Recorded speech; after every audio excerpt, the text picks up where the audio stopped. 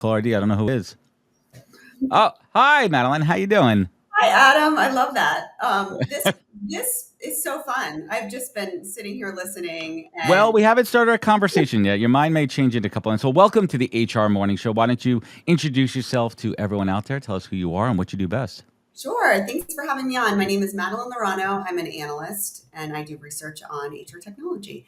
I'm the founder of a company called Aptitude Research.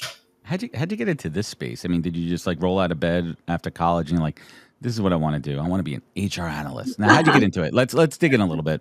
Yeah, it was my childhood dream. No, You I've drew done. pictures of it in elementary school, whatever that looks like when they're like, where do you see yourself in 10 years? I want to talk about Oracle and SAP. No, I don't even know how I did not go to school for this. I did not go to grad school for this, and then ended up working for a company like studying globalization and global workforce. And then I ended up just really liking the tech space. So here I am. Awesome. So let's talk about your report that's out there, TA Tech Budgeting. What's it all about? Give us a TLDR on it. Yeah, so it's on how companies can and talent acquisition leaders can budget better for 2025. And the idea is really to think more like a CFO and Mm. less like an HR leader.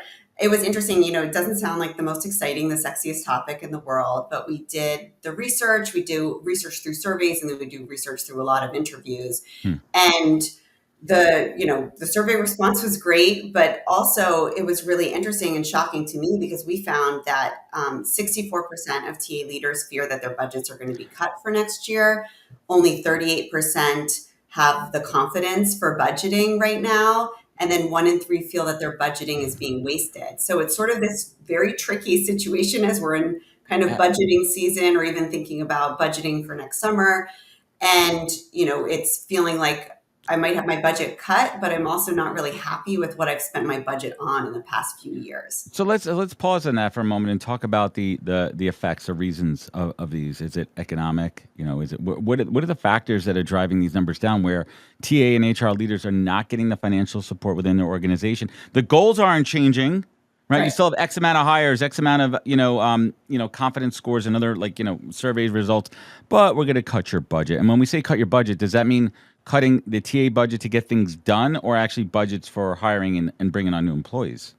It's everything. So I think it's this fear that all budgets are going to get cut. I love the technology space. So I always like to kind of look at, okay, our budget's getting cut for TA tech. Companies are going to be hiring more in the next 5 years. Like if you look at a hiring curve, like we know that companies will be hiring more and that's going to increase. And at the same time, there's this fear that budgets are going to decrease at the same time. It sort of doesn't make sense. If we have to hire more and do more work, why are our budgets Well, decreasing? they always want more with less, right? I mean, isn't Yeah, that less, kind of the corporate less. mantra? Cut, cut, cut, increase, metric deliverables. Exactly. And there's a lot there. I was talking to a company, it was a tech company, and they had around, I believe it was 400 TA professionals pre-pandemic. During the pandemic, hiring has not changed for them. It's been pretty steady, but they had new leadership come in and their TA team went down to 30 people. So that's a significant cut. Now everyone's overworked. They don't It's really more. have It's more with their less. It's more with less. more with less. Exactly. So what's the solution? What's the path forward? I mean, I think it's starting with like having very transparent conversations. I think what, like you asked why this happened and why we're in this place. I think one reason is the pandemic. We spent tons of money on everything. So companies were buying, like everyone's going to remote, people were buying tons of technology, nothing was integrated, nothing was implemented correctly. They want that shiny object, right? It comes down from the CEO. Oh my God, we got to buy that newest, latest, shiniest AI tool. But Yep. no one's trained on it. We're not using it for anything, and it's a big time and money suck. Right. And then they're just chasing the next shiny thing. So Mm. I think there's almost like an embarrassment around, okay, a lot was spent and we're not using it and we're not seeing any value from it. But I think that's okay. I think we're in a place where we can have an honest conversation. I had to interview a CFO as part of this research, and his advice was let's just have a conversation with everyone about what's wasted. Like he's like, I would much rather hear a TA or HR leader come to me and say, this is wasted spend. We're not using this technology. Let's figure it out together and find a solution.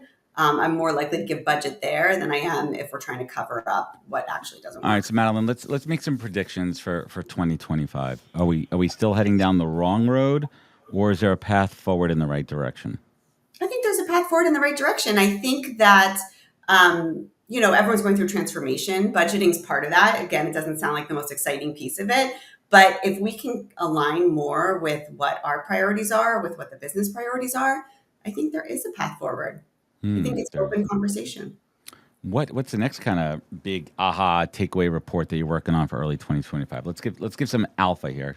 Well, I see Torrin Ellis is on, and Oh, he just published a great report on looking at reducing bias using AI. So it's a very positive approach to AI. So that is coming soon. So you definitely want to check that out.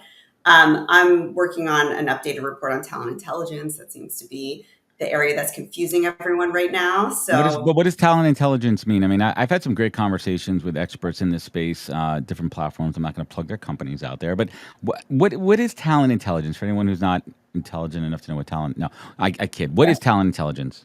Well, I think the challenge is like everyone's using it, right? Like everyone loves the word intelligent because that sounds great and positive. So we're seeing now every single person is using intelligence as part of something that they're doing. But talent intelligence is really insights, and it's using data, it's using AI, it's using skills to be able to draw insights to better understand your workforce and your complete workforce. So it's, the benefits are to talent acquisition, talent management, to workforce planning. It's Hmm. using, the data that an organization has, but it's using external market data as well. So if you think about like a system of record, like Workday or Oracle or SAP, a system of intelligence is what takes that static data, draws insights from it, so you can take action on it.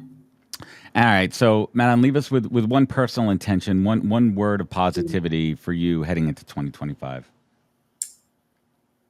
This is such a good question. I'm stuck on Alynn's diversify because I actually I, really like that. So I like I want to talk to her more about that. I think hope. I mean, you said it. Oh, do we have hope for next year? I think that's a great place to be. I think hope is a wonderful thing, I and agree. I think that's what I'm going It's to go. Listen, this time of year is all about faith and hope and thinking positive and surrounding yourself with people that give you faith and hope. So I want everyone out there take the time this year to recharge the heart, come back stronger in 2025. Madeline, I want to thank you for joining us. Where could folks find you? Where could they connect? Where could they learn more? Sure. So I'm on LinkedIn quite a bit. You can go to aptituderesearch.com. We publish a lot of reports. My partner in crime, Kyle Lagunas, is very well known Oh too. yeah, that's my dude. Yeah, I love hanging out with him at events. I mean, if you want to check that out, you better join us at one of these events next year. Hope to see you. Oh yeah, I'm there too. I'm just Where you not out. going? You don't. You stay in your. That's it. When it's over, you No, don't leave the room. I'm out. I think we divide and conquer. So we kind of split. There's lots of meetings, so we divide and conquer. But I've Lots of meetings. I've been out in the background. I'm not as probably memorable as Kyle. Well, awesome, Madeline. Thank you so much for joining us. We appreciate you and hope to see you back on the show in 2025. Thanks, Adam. Thanks, Happy, everyone. happy and healthy New Year. Take care. Thanks, you too. I think it's time for Joel.